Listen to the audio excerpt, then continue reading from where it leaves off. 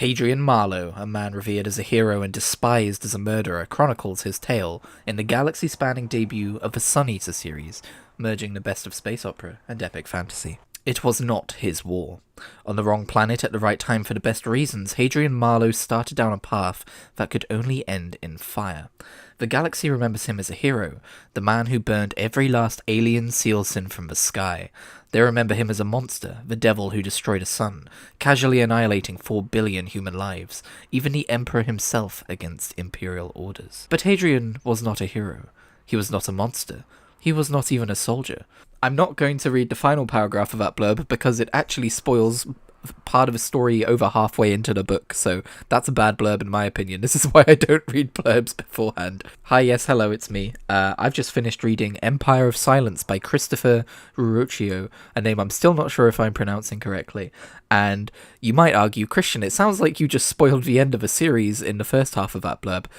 We'll get into that in a bit, but it is all relayed to you in the first few paragraphs of this book. Now, my favourite genre tends to be fantasy. I read a ton of fantasy books. I've read all of The Wheel of Time. I've read everything that's currently available for A Song of Ice and Fire. I grew up on the Darren Shan books, which are, I guess, fantasy horror, but I've never really delved into the world of science fiction outside of some franchise fiction to do with, like, Star Wars books and stuff. And, you know, I like sci-fi in my video games, I like sci-fi in my movies and my shows. Why don't I read sci-fi? And so for a while now, I've been keeping an eye out for a sci-fi series that appeals to me. And for a while this year, I thought it was going to be I was going to read through Isaac Asimov's body of work, and he's kind of got 3 separate series that tie into each other all within the same universe. But I started out with his short story collection, and the problem with reading a short story collection is there's nothing to bring you back. You finish a short story, and you need to remind yourself to go and keep reading the next one. And for a brain like mine, that's easily distracted. Yeah, that's not so compelling. The individual short stories themselves are great, but I think maybe I shouldn't have started with a short story collection. So my gaze continued to scan the horizon for, good sci-fi series, and I will get to Isaac Asimov eventually. I know he's a giant. I did also start Leviathan Wakes, which is the beginning of the Expanse series by James S.A. Corey, but I very much started that as like an Audible series while I was already in the middle of a very long Audible series, and so I'm going to have to go back and restart that one at a later date. But it came to my attention that there's this series called the Sun Eater series that, you know, it's one of those books that you look at the cover and you're just immediately like, yes, man standing on moon with sword, this is the flavour of sci-fi I'm looking for, give me that. And like all the best covers, it doesn't necessarily depict the actual events of the book, but you know, whatever. At no point is Hadrian Marlowe standing on a moon brooding towards a camera while I assume the planet Amesh looms behind him. It's a very watery looking planet, so I'm going to assume Amesh. Anyway, what I wanted when I was looking for a sci-fi book series was a far future thing, where we've colonized the galaxy, but I wanted it told as, like realistic, if you know what I mean. Like, what would human culture look like in such a scenario? What would the politics, it's not even geopolitics anymore, it's galactopolitics, I don't know what the term is in the book, but it's something like that, right? Astropolitics, I suppose. And in my brain, the toughest challenge to overcome with such a story to tell is, how do you predict where technology is going to go thousands and thousands and thousands of years from now? You just can't. It would be like, a Roman trying to predict the Industrial Revolution. There will be technologies, I mean, if we survive long enough, there'll be technologies which emerge of which we currently can't even guess at. I mean, you hear the occasional thing about, there's a Greek story about artificial intelligence, that kind of thing. I don't know if that's true, but, it's like you hear the occasional thing where they're like, oh, they predicted automation and stuff, but all the same. And one of the most interesting and clever things about this series, at least so far in the first book, is the Chantry have restricted technological use and advancement. So because of that, we do see things like, technologies we're familiar with, or at least a little bit adjacent. And another one of my favourite quirks about this series is they have these Roy's-field shield generators, which means, like phaser blasts and like traditional guns and stuff are rejected, repelled, you're safe from them, which means combat has gone back to fucking swordplay. Yeah, hell yeah, dude. I don't know if that's universally true across the series. There was a scene within this book where they ended up using energy weaponry, but sword fights are cool in fiction, so I'm glad we found a way to incorporate that into science fiction. But yeah, there are so many elements about this book which just feel like epic fantasy. And it helps that the book is quote-unquote translated into classic English, and they often use old like Greek and Latin terms to describe a lot of like, you know, the ranks of a military. You've got hoplites and stuff like that. But just the fact that, you know, there's this empire that's kind of ruled by the Chantry, and there's this fantastic, by the way, fantastic religion that reveres old Earth and like, you know, Earth, the homeworld, as like this sentient god which left us because we were evil to it and stuff like that. And then you've got, I guess these different polities, you would call them, because they're not nations anymore. Like you've got the Jadians, and you've got the Normans, and then of course there's like the extrasolarians who live on the dark worlds between the planets. It's just so good. Right, I apologize for the abrupt drop in microphone quality. We've just had a problem with the electrics in my house. But damn it, I was on a roll and I want to get these thoughts to you while they're fresh, so I'm gonna talk into my phone instead and edit it into the video. I apologize. So the other favourite thing about this book is it's written like The Last Kingdom. If you've ever read The Last Kingdom, which is a book I read earlier this year, it's written from the perspective of the main character towards the end of his life, giving an accounting of the events of his life from his perspective. And I've been reading a lot of books recently. Hair in my mouth, hang on. I think this video is well and truly cursed, but damn it, I'm making it. I've been reading lots of multiple perspective books recently, and while there is a lot of merit in those, and I really enjoy those as well, and the like third person and everything, there's also something to be said for just like, my name is Adrian Marlowe. I'm writing this at the end of my life. These are an accountings of the events that led to my crimes and why people hate me and so on and so forth. While on the one hand, it's really fun to explore how events can be perceived by multiple perspectives, on the other hand, it's also really fun to just have like this accounting, this journal, autobiography, memoirs, whatever you want to call them, that kind of like we as a reader can perceive that events might have happened slightly differently, or that we're, you know, getting a flawed perspective, or that there's a lot of self-loathing within the writing. It's fun sometimes to just shine a light on one character and their inner monologue and have that be the vehicle for the story which is told. And I actually recommended this book to someone who likes the Last Kingdom series, because I was like, I know it's sci-fi, but it is kind of similar to The Last Kingdom in some ways. Not just with how the story is told, but the character who's telling it and the things that he does. I love Hadrian Marlowe because he is a problematic, melodramatic posh boy who goes through emotional torment. And, hey, listen, I've got a type. Now, I don't read a lot of, like, classic literature, but one of my favourite old stories is Frankenstein, and like, you know, the perspective of Victor Frankenstein and how flawed he is and how you can tell his flaws in the things he says, how his hubris is just so thickly painted on the page, and there's a lot of Victor Frankenstein and Hadrian Marlowe. Probably wouldn't be his mate in real life, but he's really interesting to read. And one recurring theme throughout this book is Hadrian's gift for languages, and I think it's so refreshing to have science fiction which explores, you know, the boundary of language, especially when we're dealing with, and I guess we're going to start getting into spoilers here, especially when we're dealing with, well, it's not a first contact story because first contact happens like 300 years before this, but dealing with an alien species for the first time in terms of communication, but also the reality of this galaxy-spanning empire and the fact that there will be a myriad of different languages.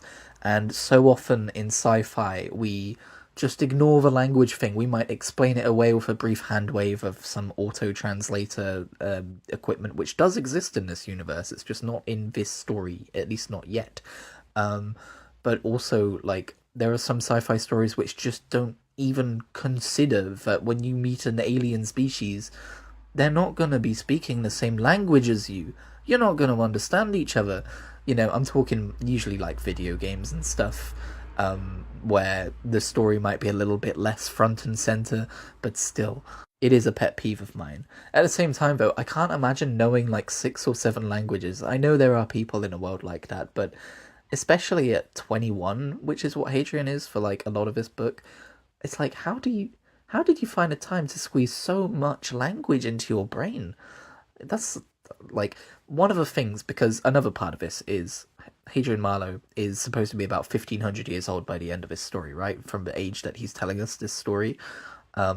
And I'm like, how do you remember the events in such accuracy? Like, of course, with any memoir, any autobiography, there's some element of reinvention of conversations and stuff. But here you get the sense that it kind of, because there are very rare times when he says, "Oh, and I don't remember the names of a lot of the people in this court," or "I don't necessarily remember the order of events here." But it doesn't happen very often. And while on the one hand you could say he's an unreliable narrator in that sense, just giving us these definitive conversations and stuff without really addressing, "Oh, I'm probably making half of this up." On the other hand, I think there's a lot of things that go into like genetic alteration of a patrician human, or like a nobile human or whatever, and I wouldn't be surprised if there were some enhancements to like the capacity for human memory and stuff. So that's also kind of like my hand wavy. Maybe the reason he's so good at learning languages so quickly and all that is just because he's built different in terms of his capacity for neurons. Eugenics is a theme in this book. This is a very unfair universe, an unfair empire where if you're poor, if you're a plebeian, you basically have no, alterations to your genetics, so you just live for like 60, 70, 80 years. And then like when you're a patrician or even a palatine, I meant to say palatine earlier, I think I said patrician, that's like the middle class in between them, but when you're a palatine you can live for hundreds and hundreds and hundreds of years. And we do spend some time in this book exploring how unfair that is, that, your lifespan is dictated by your class. And again, like, there's so much in this book, in this universe, of things that you could see, directions you could see the future going. If we discovered some of these technologies that allowed us to go on these peregrinations, or whatever they're called, to go and explore the universe, or the galaxy, two very different things, you can see society developing this way of, we get this empire and we treat people like this, and they talk about how the soldiers in the legions get frozen, obviously because the way they travel between space. I don't know if they have faster than light travel. I think it's like near faster than light, and then they just freeze themselves to get to where they need to go.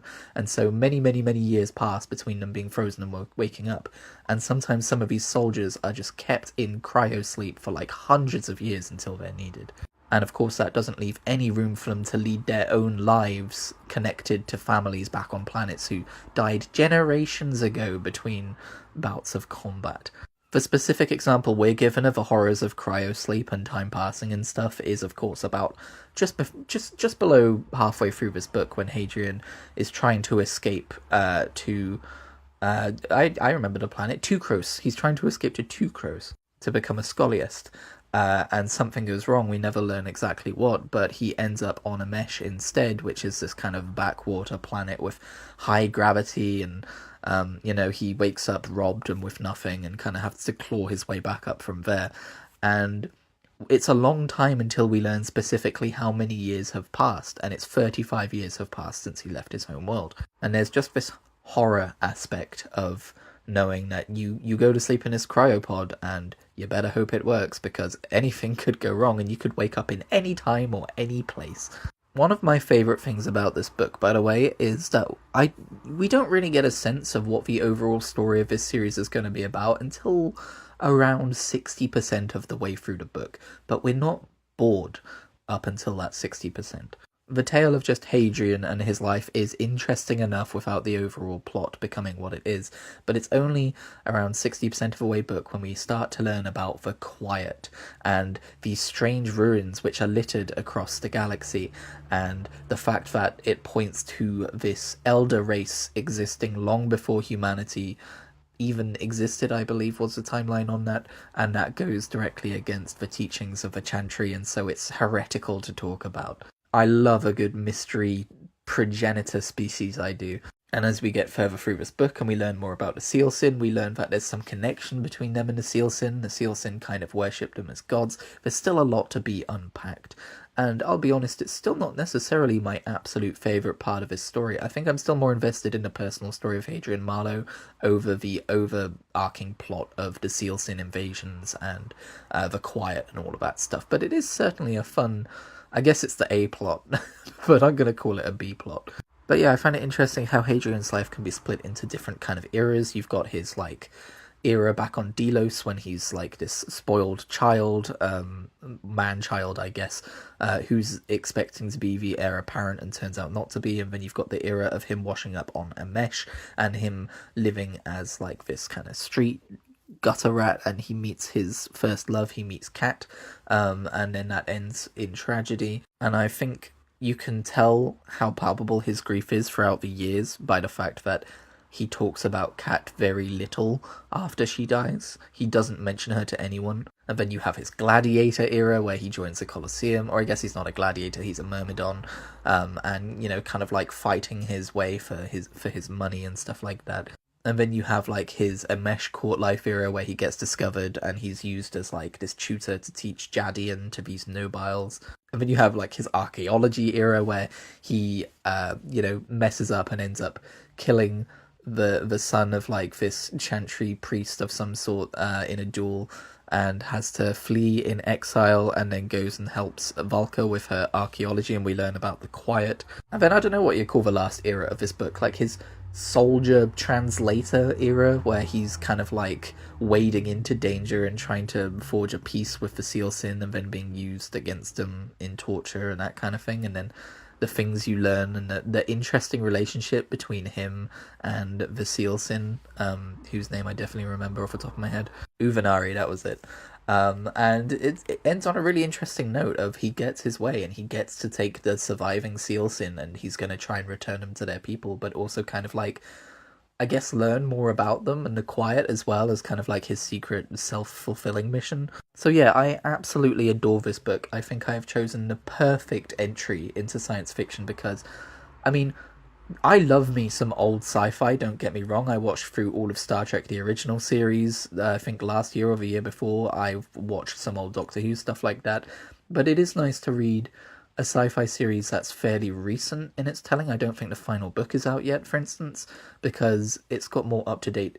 You know, the author has access to more up-to-date information about what we already know about space and the solar system. For instance, Triton is described as a water world in this book, which it obviously is a fairly recent discovery that is likely the case. And while this is a space opera, it is epic fantasy of a sort. It's not something you should go to looking for scientific accuracy.